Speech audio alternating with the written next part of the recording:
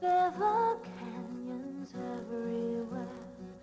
I looked at clouds that way, but now they only block the sun.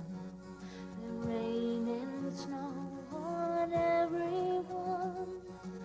So many things I would have done, but clouds got in my way.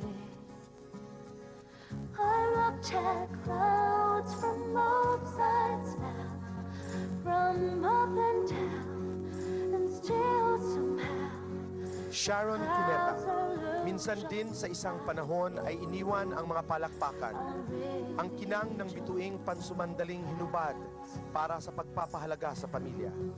Kapalit ang katahimikan ng kanyang buhay sa Amerika. Sa pag-iwan niya sa kinamulatang mundo, nakabibingi ang katahimikan sa kawalan ng mga tagahanga. Nagsara ang puting telon ng mga pelikulang nakagawiang gawin at nawalan ng tinig ang kanyang pag-awit. At sa kanyang pagbabalik, nakipagbuno, tumayo, muling nakipagsapalaran. Naging malaking laban ang pagbabalik ni Sharon sa mundong kinalakihan at kinamulatan, ang mundo ng show business. Pinasok muli ang telebisyon at kahit may agam-agam sa kanyang pagbabalik, nagbukas siya ng sariling recording at kasalukuyang nagplaplano ng bagong pelikula ngayong 1999. Sharon Cuneta, isang bituin, ngayon ay muling nagniningning sa mga taong nagmamasid. Sharon Cuneta, kahalintulad ng isang awit na may magandang himig at letra. Sharon Cuneta, ang mukha ng kasiyahan, kapayapaan ng kalooban at katahimikan ng katauhan.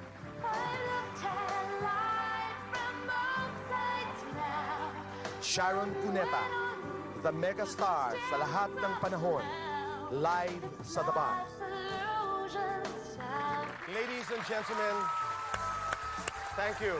Ladies and gentlemen, I'm always proud to say her name, Miss Sharon Cuneta. Thank you, Kuya Boy. Good afternoon. Thank you for that beautiful intro. Thank you. Who can be more beautiful than you are? Napaka-sexy mo ngayon. Hi! Thank you! Alam mo, Kuya Boy, this is for you before maraming anything salamat. else. When I Love, mga kaibigan. Available na. Kumuha ho kayo ng inyong kopya. Shall we? Your show is rating very well. Thank Sharon. you. Thank you. Okay? Nagbabalak kang gumawa ng isang pelikula kasama si Richard Gomez. You're going to have a provincial concert tour. You lost a lot of weight. You have a new album. Palaban ang megastar. Bakit? Bago mong sagutin, mga kaibigan, we will take a short break. Ang mga kasagutan sa aming pagbabalik dito sa The Box. Mga kaibigan, nagbabalik po ang Buzz. And you're watching the second part of my interview with the one and only Sharon Cuneta. Shall we? Perception ng publiko, palaban ang megastar. Bakit? Hindi ko nga alam eh. Ever since naman, I've been like that. No, it's just my dedication to my craft. It's just my love for my audience. It's just my way of giving back something to the public that's been so good to me. The Pero business. napakabuo. You lost weight. Hindi ba? Mahirap? Mahirap pumayat, mahirap magpapayat, pero disiplina lang talaga eh. I was so tired of not being able to wear the kind of clothes I wanted to wear. Nahihiya ako lumabas dahil baka may mga manibago na, ba't naman ganyan ang itsura niya ngayon? Yung gano'n na, although hindi ako na-affect pag sinasabing, taba naman niya. Pag may nagsabi, taba mo raw, totoo naman? Ganun ako, totoo Paano mo naman napapayag si Kiko na gumawa ng pelikula? Because for a while, and this is with Richard Gomez. Oo. Paano mo napapayag si Kasi Kiko? Kiko is because he's an intelligent man, and you know, we're married and we trust each other and we love each other. We've been together almost 4 years. We've been through a lot. We bonded in Boston. You know what I mean?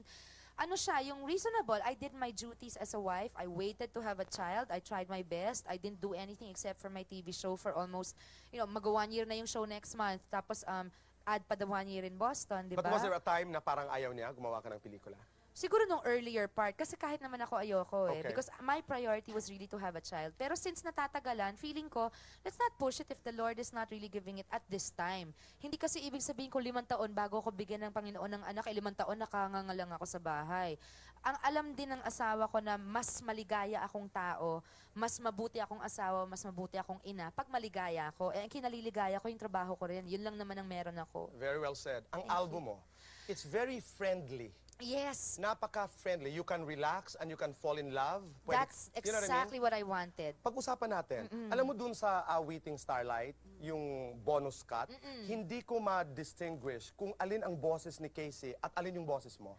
You know, very everybody, talented. thank you. Everybody that knows us, lalo, even my backup singers, my vocal coach, Olive Isidro, kapatid ni Sultana. Agot. Oh, si Sultana. Tawag ko dyan si Sultana. Alam niya, she saw Casey from the time magkaibigan si Casey at yung anak Okay. niya, sabay lumaki. Alam niya ang boses siya rin pag nag-guest noon na surprise sa Sharon, nung tabachichay pa siya, maliit pa siya. Alam ni Olive, pero hindi niya nakilala yung timbre, pareho daw kaming timbre. Gusto ko yung kahit So, kailan din. Thank you, that's my favorite actually in Talaga? the whole album. Sharon, totoo bang when your baby, I mean, nung hindi natuloy, the unborn child, totoo bang gumawa ng isang awitin si Casey?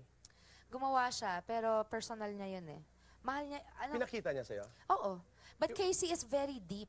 Ibang Napakalalim mag-isip. daw nga ang Oo, bata. nung 14 ako, hindi ako ganun You remember the lyrics of the songs? Of the song that Parang, she wrote? something, sabi niya, Mama, she actually told me about it. Ayaw niya ipakita lahat. Sabi niya sa akin, Mama, sabi ko, what's it about, Iha? And then she said, ano lang, parang, why'd you have to go? Ganyan. Something like that for her baby brother or sister daw. Kasi nakita niya yung pain ko. At may naisulat din siyang awitin on Mother's Day.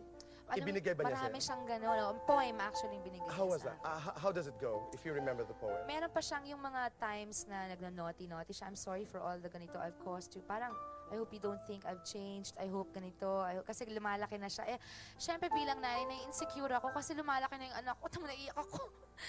Kasi alam mo, for 9 years, you and me against the world, kaming dalawa eh. At kaming dalawa lang. So, bilang nanay, yung lumalaki na siya, eh dumaan ako dun eh. So I know she's starting to spread her wings. It scares me, you know, Na to isang lose. araw, iiwanan ka rin. No, to lose a relationship, the relationship I have with her. But, you know, I know she loves me, I love her. Ano ba yan? Kaumpisa lang. Oo nga eh. Honey, penging tissue, honey. Sharon, Please. pag-usapan natin ang mga leksyon sa buhay Oo. na maaaring Thank you. maituro mo. Oo. Okay lang makita si Sharon ang umiiyak.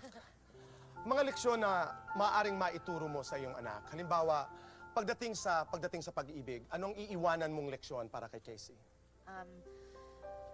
Huwag ka agad-agad maniniwala na ang pagmamahal forever.